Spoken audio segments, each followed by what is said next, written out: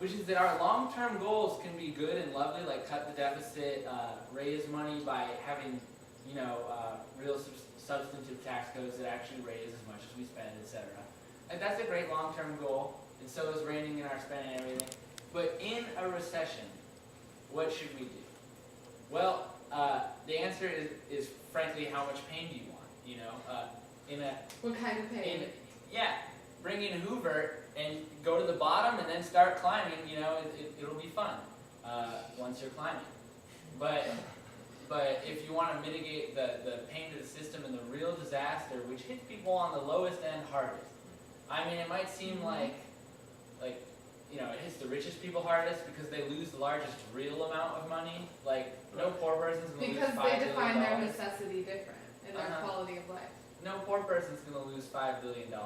But a poor person will lose 50% of, if their spouse gets fired, 50% of their income.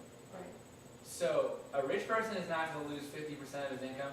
He can loan out all the money he already has, and that'll be 50% of his income. If you go to the bottom faster and don't buffer the recessions, it hurts the bottom more.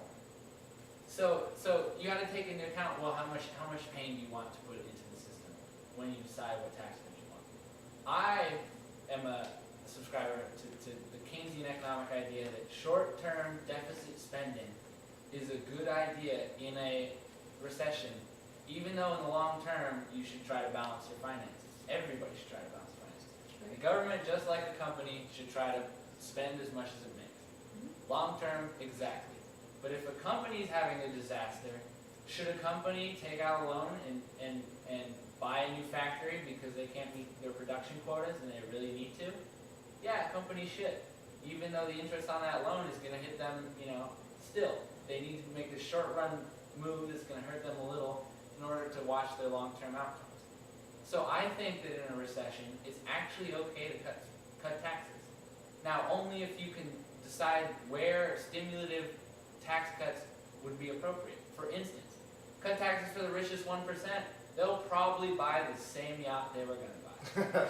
But put a first-time homeowner's tax credit out there on the market. Someone like Skylar can get $8,000 off. I think that's what the tax credit is right now.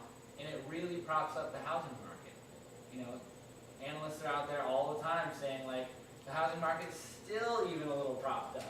And I mean, we live in Phoenix, the third worst market in the country. It doesn't seem that way here.